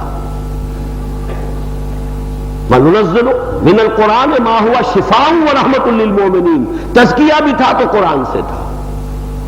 یا ایھا الناس قد جاءتکم موعظۃ من ربکم وشفاء لما فی الصدور، اے لوگو تمہارے پاس تمہارے رب کی طرف سے نصیحت بھی آ گئی ہے، سینوں کے اندر جو روگ ہے ان کی شفا آ گئی ہے، اور یہ قرآن ہے۔ وَہُدًى وَرَحْمَةٌ لِّلْمُؤْمِنِينَ، اہل ایمان کے لیے ہدایت بھی ہے، رحمت بھی ہے۔ اس قرآن کے علم کو پھیلانا، اس کی دعوت کو عام کرنا، اس کی حکمت کو سمجھنا سمجھانا، اس کے فلسفے کو سمجھنا سمجھانا، قرآن نے علم نفسیات کون سا دیا ہے، قرآن نے علم معاشیات کون سا دیا ہے، قرآن نے علم سیاسیات کون سا دیا ہے، ان تمام چیزوں کو قرآن سے حاصل کرنا۔ اور اسی لیے میں نے آپ کو حدیث سنائی، حضرت عثمان اس کے راوی ہے رضی اللہ تعالیٰ، یہ لنک ہے، کیونکہ قرآن مجید کو جو صحابہ ہر ہفتے میں ختم کرتے تھے تہجد میں، ایک منزل روزانہ رات کو پڑھ کر، ان میں سر فہرست حضرت عثمان بن عفان، اور قرآن پڑھتے ہوئے شہید ہوئے ہیں، اور فَسَيَكْفِيكَهُمُ اللَّهُ، وہاں آپ کے خون کا قطرے موجود ہیں۔ ان میں سے بہترین وہ ہیں، حضور فرماتے ہیں جو قرآن پڑھیں اور پڑھائیں، قرآن سمجھیں اور سمجھائیں، قرآن سیکھیں اور سکھائیں۔ سیکھو گے تو سکھاؤ گے، پڑھو گے تو پڑھاؤ گے، سمجھو گے تو سمجھاؤ گے۔ اب سمجھنے کے لیول سے کوئی فلسفی اپنے فلسفے کی سطح پر سمجھتا ہے، کوئی معاشیات کا باہر اپنی معاشیات کے اعتبار سے سمجھتا ہے، کوئی سیاسیات اور عمرانیات کا ماہر اپنی اس سطح سے قرآن مجید کو سمجھے گا۔ قرآن مجید میں تو جیسے کہ امام شافعی کا شعر ہے بہت مشہور، جمیع العلم فی القرآن لیکن تقاصر عنہ افہام الرجال، کل علم قرآن میں موجود ہے لیکن لوگوں کی عقلیں جو ہے اس سے قاصر رہ جاتی ہیں، پیچھے رہ جاتی ہیں، حاصل نہیں کر پاتی، ورنہ علم تو پورا موجود ہے۔ جب قرآن کے دعویٰ ھدی للناس، تمام انسانوں کے لیے ہدایت، فلسفی بھی اسی میں شامل ہے، فلسفیوں کے لیے ہدایت ہے، تعلیم یافتہ لوگ بھی اسی میں شامل ہیں، ان کے لیے بھی ہدایت ہے، عام انسان بھی شامل ہے، ان کے لیے بھی ہدایت ہے۔ اب باقی کے مراحل میں تفصیل سے نہیں جاؤں گا اس وقت۔ جو لوگ اس قرآن سے ایمان حاصل کر کے پھر وہ اپنی زبانی اور عملی شہادت اپنی زندگیوں میں دے دے، انفرادی زندگی، وہ جمع ہو کر طاقت بنے، پھر جہاد بالسیف کرے۔ دو ہی جہاد ہے، جہاد بالقرآن، جہاد بالسیف۔ مدینے میں جہاد بالسیف ہوا، مکے میں جہاد بالقرآن ہوا۔ اس کی شرائط اگر پوری ہو، بہرحال اس کا تو پھر میری پوری کتاب منہج انقلاب نبوی اس موضوع پر ہے، اس کے مراحل کیا کیا ہیں، ہر مرحلے کی کیا شرائط ہے۔ اس پر پہلے گفتگو بھی ہوئی ہے۔ اس وقت میں خاص طور پر قرآن مجید کے ذریعے سے اس دعوت کے ضمن میں کچھ عرض کروں گا۔ میں نے 2 مقامات سے آیات آپ کو سنائی ہیں اس پہلو سے خاص طور پر۔ سورہ رحمان، چونکہ وہی قافیہ جو ہے وہ وہی ہے، الرحمن علم القرآن خلق الانسان علمہ البیان۔ آیتیں 4 جملے 3، پہلی 2 آیتوں سے جملہ ایک بنتا ہے۔ الرحمن علم القرآن، رحمان نے قرآن کا علم دیا ہے، قرآن سکھایا ہے۔ خلق الانسان، اس نے انسان کو تخلیق فرمایا ہے۔ علمہ البیان، اسے قوت بیان عطا کی ہے، وہ گویائی۔ اس میں ایک نقطہ تو یہ نوٹ کیجئے، 4 آیتیں کیوں بنائی؟ حالانکہ 3 جملے ہیں، 3 آیتیں ہو سکتی تھیں، تاکہ علیحدہ علیحدہ آئیڈینٹیفائی ہو جائے۔ 4 چیزیں ہیں جو چوٹی کی بیان کی جا رہی ہیں یہاں۔ اللہ کے ناموں میں محبوب ترین نام رحمان ہے، اس لیے کہ رحمت کا مادہ ہے اور فعلان کے وزن پر ہے۔ ٹھاٹھے مارتا ہوا سمندر رحمت خداوندی کا وہ لفظ رحمان میں ظاہر ہوتا ہے۔ غضبان، عطشان، جوعان، اس وزن پر آتا ہے۔ نہایت بھوک سے مرا جا رہا ہو تو شخص کہے گا انا جوعان، پیاس سے مرا جا رہا ہے تو انا عطشان، نہایت غضبناک ہے، آگ بگولا ہے تو غضبان۔ رحمان، جس کی رحمت ٹھاٹھے مارتے ہوئے سمندر کے مانند ہے۔ اللہ کے ناموں میں سب سے پیارا حسین اور ہمارے لیے سب سے اہم، اس لیے کہ رحمت کے بغیر نجات نہیں۔ حضور نے فرمایا کوئی شخص محض اپنے عمل سے جنت میں داخل نہیں ہوگا جب تک کہ رحمت خداوندی دستگیری نہ فرمائے۔ اور کسی نے پوچھ دیا حضور کیا آپ بھی؟ آپ نے فرمایا ہاں میں بھی، الا ان یتغمدنی ربی برحمتہ، میرا رب میری رحمت سے اپنی رحمت سے مجھے ڈھانپ لے گا تبھی میں۔ تو رحمان سے بڑھ کر پیارا کوئی نام ہوگا؟ علم القرآن، قرآن سکھایا۔ کیمسٹری کس نے سکھائی؟ اللہ نے سکھائی یا نہیں کسی اور نے سکھا دی؟ اللہ نے جو علم حضرت آدم کو علم الاسماء دیا تھا اسی کی ایکسفولیشن ہو رہی ہے نا، اسی کا ظہور ہے، دیا ہوا تو علم اسی کا ہے۔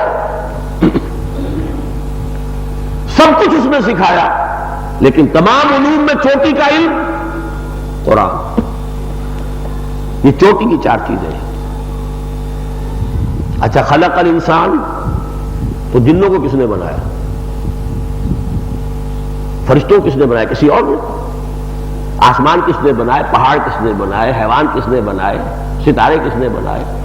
سب کچھ اس نے بنایا، لیکن اس کی چوٹی کی مخلوق انسان، اشرف المخلوقات، خلقتہ بیدی، جس کو میں نے اپنے دونوں ہاتھوں سے بنایا، جس کے سامنے سارے فرشتے سر بسجود کر دیے گئے، جبرائیل سمیت، میکائیل سمیت، اسرافیل سمیت، جھکو سجدہ کرو آدم۔ فسجد الملائکۃ کلھم اجمعون، 3 مرتبہ یہ جو ہے جمع کل کے کل، سجد الملائکہ الف لام حصر کا ہے، سب فرشتوں نے سجدہ کیا، کلھم ان میں سے سب نے کیا، اجمعون سب نے کیا، جمع ہو کر کیا، یکبارگی کیا۔ تو سب سے اونچی مخلوق اس لیے خلیفۃ اللہ ہے نا، انی جاعل فی الارض خلیفہ ہے۔ اور نمبر 4، انسان کو جو صلاحیتیں دی ان میں چوٹی کی صلاحیت بیان۔ آپ کو بینائی کی صلاحیت دی، بہت سے حیوانات کی بینائی آپ سے میری بینائی سے نہ معلوم کتنے 1000 گنا زیادہ ہے۔ ایسے حیوان ہیں جنہیں دیکھنے کے لیے روشنی نہیں چاہیے، اندھیرے میں بھی دیکھتے ہیں۔ میں اور آپ کو محتاج ہے، روشنی ہوگی تو دیکھیں گے ورنہ نہیں دیکھ سکتے۔ جتنی صلاحیتیں دی ہیں، ایک عقل اور ایک بیان، یہ انسان میں چوٹی کی ہے۔ اور عقل اور بیان یہ ایک ہی چیز کے 2 ایسپیکٹس ہیں، کسی چیز کو سمجھنا پھر بیان کرنا۔ اس لیے جن لوگوں نے میڈیسن کی تعلیم حاصل کی ہے، فزیولوجی پڑھی ہے، برین سب سے اونچا جو ہے حصہ اس کا گرے میٹر، اس میں اسپیچ سینٹر سب سے بڑا ہے، اس کے بھی 2 حصے ہیں، سمجھنے والا اسپیچ سینٹر کی بات کو سمجھے، اور پھر بولنے والا اور سمجھانے والا اور ایکسپریس کرنے والا اپنے آپ کو. یہ ہے ایک ہی شے کے دو بازو ہیں. یہ ہے علمہ البیان. وہ بات سمجھتا بھی ہے، بیان بھی کر سکتا ہے. یہ چوٹی کی صلاحیت ہے انسان میں. اس کا منطقی نتیجہ کیا نکلا؟ چوٹی کی صلاحیت چوٹی کی شے پہ صرف ہونی چاہیے. آپ توپ سے مکھی نہیں مارتے، توپ سے تو کوئی اور کام لیا جاتا ہے نا، مکھی تو بغیر اس کے بھی ماری جا سکتی ہے. قوت بیانیہ استعمال کرو صرف قرآن کو بیان کرنے پر. اتنی قیمتی شے، اور لگا رہے ہو تم. وکیل کس کو استعمال کرتا ہے؟ آرگو کر کے فیس لینے کے لیے. ایک ڈیموگاگ لیڈر جو ہے وہ اپنی اسی قوت بیانیہ سے لوگوں کو پاگل بنا کر ڈگڈگی بجا کر، وہ ہٹلر ہو یا بھٹو ہو، دیوانہ بناتا ہے کہ نہیں؟ ڈیموگاگ. یہی قوت بیانیہ ہے. ایک ایک پیشی کے 50,000 ہزار روپے وہی لے سکتے ہیں نا کہ جن کے اندر اس قانون کا فہم بھی ہے، اسے بیان بھی کر سکتے ہیں، آرگو کر سکتے ہیں. اس قوت بیانیہ کو اقبال کا شعر یاد آ رہا ہے. اگر یک قطرہ خوداری، اگر مشتے پرے داری، بیا بامن تو آموزم طریقے شاہبازی را. اگر تمہارے جسم میں کوئی قطرہ خون کا ہے، کوئی پر مٹھی بھر پر اللہ نے دیے، تو آؤ شاہبازی سیکھو. دوسروں کا شکار نہ بنو، دوسروں کو شکار کرو. بیا بامن تو آموزم طریقے شاہبازی را. شاہباز بنو. حضرت مسیح نے کہا تھا جب وہ گلیلی جھیل پر گئے ہیں اور کچھ وہاں پر دھوبی کپڑے دھو رہے تھے اور کچھ مچھلیاں پکڑ رہے تھے، اے مچھلیوں کے پکڑنے والوں، آؤ کہ میں تمہیں انسانوں کا شکار کرنا سکھاؤں. انسانوں کو شکار کرو یعنی مراد کیا ہے؟ اللہ کی دعوت پہنچاؤ، اللہ کے بندے بناؤ، اور تمہارے لیے وہ توشہ آخرت بنیں گے. حضور نے حضرت علی کو خطاب کر کے فرمایا، یا علی ان یہدی اللہ بک رجلا واحدا خیر لک من حمر النعم.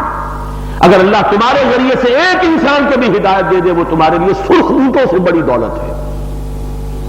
ہدایت اللہ دے گا، تم نہیں دے سکتے. تم ذریعہ بن جاؤ، اسے سمجھاؤ، اسے پہنچاؤ، دین پہنچاؤ، قرآن پہنچاؤ، تعلیم دو، اس کا پیغام اس تک پہنچا دو. تم ذریعہ بن جاؤ گے نا. ہدایت تو اللہ ہی دے گا، دل وہی کھولے گا.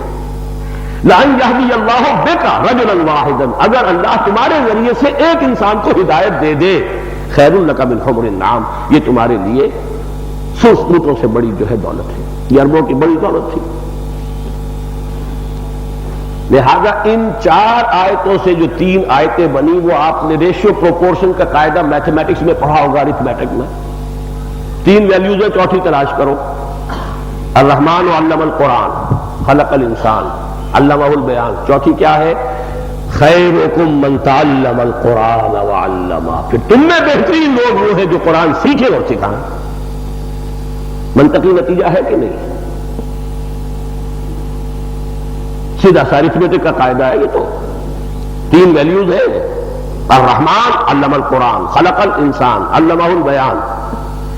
عن عثمان ابن عفان رضی اللہ تعالی عنہ خیرکم من تعلم القرآن وعلمہ. یہ ہے وہ بات جس کی کہ دعوت دی جا رہی ہے آپ کو. آپ نے ایم ایس کیے ہیں، پی ایچ ڈیز کیے ہیں، ایم بی بی ایس کیے ہیں، 20 سال تعلیم میں لگائے ہیں، نہ معلوم کتنے لگائے ہیں. کیا جواب دیں گے اللہ کے ہاں کہ قرآن نہیں پڑھا؟ انگریزی اتنی پڑھ لی کہ انگریزوں کو پڑھا دو. بے شمار پاکستانی ہندوستانی ٹیچر انگلینڈ کے اندر انگریزوں کو انگریزی پڑھا رہے. عربی اتنی نہیں پڑھ سکے کہ قرآن کو پڑھ سکتے. پھر کہیں کہ قرآن پر ایمان ہے ہمارا، جھوٹے. ان کا یہ عمل ان کے اس قول کی تردید کر رہا ہے.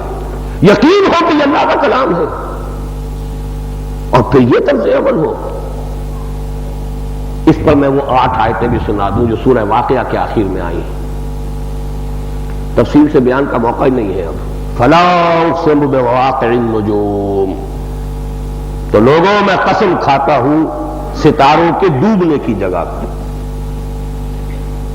اس آیت کا مفہوم ظاہر بات ہے آج سے پہلے تو سرے سے سمجھ میں نہیں آ سکتا تھا. ستارہ کہاں ڈوبتا ہے، کیسے ڈوبتا ہے، کیا پتا. اسی لیے فرمایا وَإِنَّهُ لَقَسَمٌ لَوْ تَعْلَمُونَ عَظِيمٌ. یہ بہت بڑی قسم ہے جو ہم کھا رہے ہیں، کاش کہ تم جانتے، اگر تم جان سکتے، اس لیے کہ جب قرآن نازل ہوا اس وقت تک اس کا کوئی تصور ممکن نہیں تھا۔ لا تعلمون، آج کچھ معلوم ہوا ہے، شاید اس سے بھی آگے کوئی بڑی حقیقت آئے۔ یہ جس کو بلیک ہولز کہا جا رہا ہے آج یونیورس میں، وہ کیا ہے؟ بڑے بڑے ستارے جو ہمارے سورج سے بھی ہزاروں گنا بڑے حجم میں تھے، پچک کر ایک نقطہ بن چکے ہیں، اور وہ اتنی خوفناک جگہ ہے کہ جو بڑے سے بڑا سیارہ ان کے قریب آئے گا وہ ویکیوم جیسے کھینچ لیتا ہے ہر شے کو، کھینچ کر دفن کر دے گا اس کے اندر۔ یہ بلیک ہولز آج نظر آئے انسان کو، پوری پوری گیلیکسیز بلیک ہولز بن چکی ہیں۔ فلا اقسم بمواقع النجوم وانه لقسم لو تعلمون عظیم۔ اتنی بڑی قسم کھا کر بات کیا کہی؟ انہ لقرآن کریم، یہ قرآن ہے بہت باعزت، تم اس کی قدر کو نہیں جانتے۔ یہ کریم کا لفظ عربی زبان میں، اب میں کیا کروں، وقت ختم ہو رہا ہے،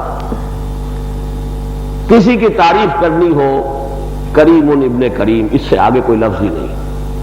واقعہ ہے حضور کی حیات طیبہ کا، غزوہ تبوک کے لیے جاتے ہوئے یا آتے ہوئے واقعہ پیش آیا ہے کہ حضور اکیلے رہ گئے، پورا لشکر ادھر ادھر منتشر ہو گیا۔ دوپہر کے وقت آرام کرتا تھا لشکر، اب جہاں کسی کو جھاڑی کا سایہ ملا وہیں پر لیٹ گیا۔ ایک جھاڑی یا کوئی درخت تھا، اس پہ آپ نے بھی اپنی تلوار لٹکا دی، اس کے نیچے سائے میں ذرا لیٹ گئے، آنکھ لگ گئی۔ اتنے میں کافر کا گزر ہوا، انہوں نے کہا اس سے ذرا قوم موقع کب ملے گا، قصہ تمام کروں آج محمد کا۔ حضور کی تلوار لی اور کھینچا، آنکھ کھلی حضور کی، لیٹے ہوئے ہیں، وہ کھڑا ہے، کہتا ہے محمد اب بتاؤ تمہیں کون بچا سکتا ہے مجھ سے؟ فرمایا اللہ بچا سکتا، میں تو اس اللہ کو مانتا ہوں جو علی کل شیء قدیر ہے۔ اسباب اس کے محتاج ہے، وہ تو اسباب کا محتاج نہیں۔ ایسا لرزہ طاری ہوا، تلوار ہاتھ سے گر گئی۔ اب حضور نے اٹھائی، اب تم بتاؤ تمہیں کون بچا سکتا ہے؟ کریم ابن کریم، ہاتھ جوڑ دیے، آپ تو بڑے کریم بہت شریف انسان ہیں، بڑے شریف انسان کے بیٹے ہیں۔ آپ نے فرمایا جاؤ وعدہ ایک کرو، ہمارے خلاف مسلمانوں کے خلاف کسی جنگ میں شریک نہ ہونا، وعدہ ہے۔ اب جو گیا ہے تو اپنی قوم سے کہا جئتکم من عند اکرم الناس، اس وقت میں جو آ رہا ہوں تو شریف ترین انسان کے پاس سے آ رہا ہوں۔ یہ جو لفظ میں نے آپ بتا، یہ کریم کسے کہتے ہیں؟ انہ لقرآن کریم فی کتاب مکنون۔ عجیب بات آپ سے عرض کر رہا ہوں، یہ جو ہم پڑھتے ہیں سمجھانے کے لیے، کہیں یہ نہ سمجھیے گا کفر کا کلمہ کہہ رہا ہوں، یہ قرآن نہیں ہے، یہ قرآن کی مصدقہ نقل ہے۔ قرآن تو کتاب مکنون میں ہے، لوح محفوظ میں ہے، ام الکتاب میں ہے، انہ فی ام الکتاب لدینا لعلی حکیم، یہ تین الفاظ قرآن میں آئے ہیں۔ انہ لقرآن مجید فی لوح محفوظ، انہ لقرآن کریم فی کتاب مکنون، چھپی ہوئی کتاب ہے، مخفی، ہماری نگاہوں سے اوجھل ہے۔ انہ فی ام الکتاب لدینا لعلی، وہ ہمارے پاس ہے وہ ام الکتاب، بڑی بلند و بالا۔ تو جیسے کوئی ہائی کورٹ کا جج جو ہے ججمنٹ لکھ دیتا ہے، پھر اس کی نقلیں جو ہیں وہ دے دی جاتی ہیں، تو اصل قرآن تو وہاں ہے، یہ اس کی مصدقہ نقول ہے ہمارے پاس۔ لا یمسہ الا المطہرون، اسے چھو ہی نہیں سکتے مگر وہ لوگ جن کا اندر پاک ہو چکا ہو، جو پاک ہو گئے ہو۔ اب اس کا ایک تو مفہوم یہ لیا، اور ٹھیک ہے فقہا نے مسئلہ نکال لیا کہ ناپاک آدمی قرآن کو چھوئے نہ، اگر بڑی ناپاکی ہے تو پڑھ بھی نہیں سکتے، اپنی یادداشت سے بھی نہیں پڑھ سکتے، اگر صرف چھوٹی ناپاکی ہے جو وضو سے ختم ہو جاتی ہے تو چھو نہیں سکتے، پڑھ سکتے،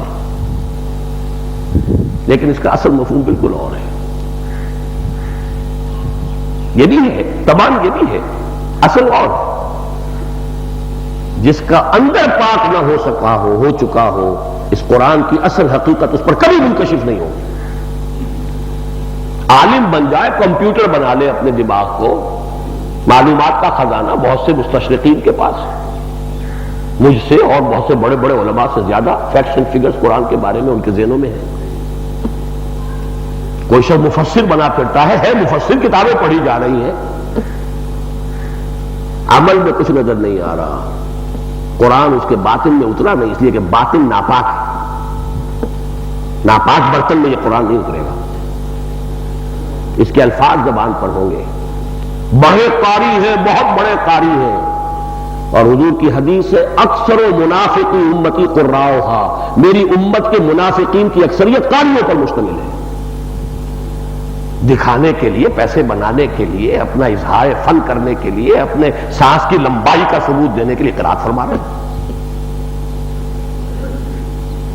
اکثر و منافقی امتی قراؤہا.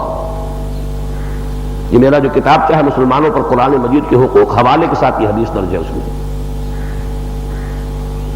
تو قرآن پاک ہو جاتا ہے تو اس کے اندر اترتا ہے. تیرے ضمیر پہ جب تک نہ ہو نزول کتاب، گرہ کشا ہے نہ راضی نہ صاحب کشاف. تو ضمیر اندر سے پاک ہوگا تو قرآن اترے گا.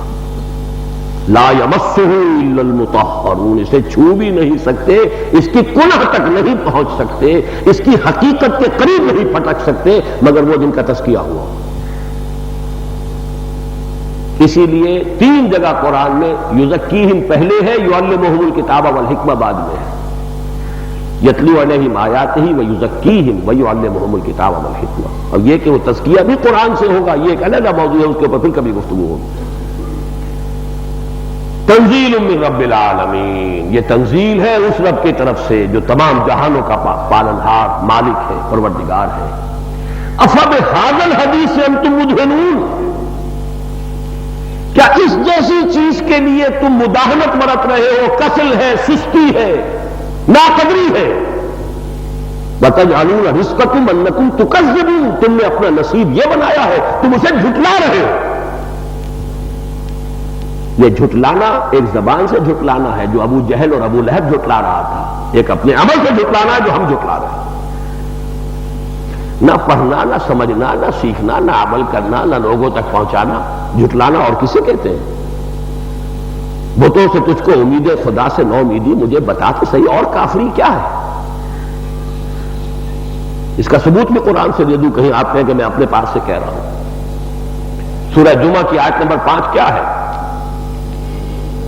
مثل الذین حملوا التوراۃ ثم لم يحملوها كمثل الحمار يحمل اسفارا. مثال ان لوگوں کی جو حامل تورات بنائے گئے پھر انہوں نے اس کی ذمہ داریوں کو ادا نہیں کیا. ان گدھوں کی سی ہے جن کے اوپر کتابوں کا بوجھ لدا ہو. بئس مثل القوم الذین کذبوا بآیات اللہ، بری مثال ہے اس قوم کی جس نے اللہ کی آیات کو جھٹلایا ہے. تو کیا بنی اسرائیل نے کبھی تورات کو جھٹلایا ہے؟ زبان سے تو نہیں جھٹلایا، عمل سے جھٹلایا. اس کے احکام پر عمل نہیں کیا، اس کی ذمہ داری نبھائی نہیں، جھٹلا رہا تھا. تو جان لیجیے، اچھی طرح کان کھول کر سن لیجیے، میں آپ کو آج چیلنج کر رہا ہوں. آج سمجھیے کہ آپ عدالت خدا بندی میں کھڑے ہیں. کیا عذر ہے آپ کے پاس؟ 20 سال تک آپ نے وہ علوم حاصل کیے ہیں جن کا حاصل سوائے معاش کے، اچھی تنخواہ، اچھا کیریئر، اچھی دنیا، اور کیا ہے اس کا حاصل؟ کیا جواب دیں گے؟ کوئی جواب اگر ہے جس کو کہ آپ مطمئن ہو کر اس وقت دے سکیں، تبھی امید رکھیے کہ قیامت میں بھی کوئی عذر آپ پیش کر سکیں. یہ گھڑی محشر کی ہے، طور سے محشر میں ہے، پیش کر غافل عمل کوئی اگر دفتر میں ہے. یہ ہے وہ کام جس کے لیے ہم نے انجمن قائم کی، لاہور میں کی. میں تو اللہ کے فضل سے 65 کے بعد سے لے کے آج تک، اب آپ سمجھیے کہ 30 برس ہونے والے ہیں اگلے سال. اللہ مطمئن ہوں، اپنی زندگی کا بیشتر بہتر، اپنی صلاحیتوں کا بیشتر بہتر اسی پر لگایا ہے. قرآن پڑھا ہے، پڑھایا ہے، سیکھا ہے، سکھایا ہے.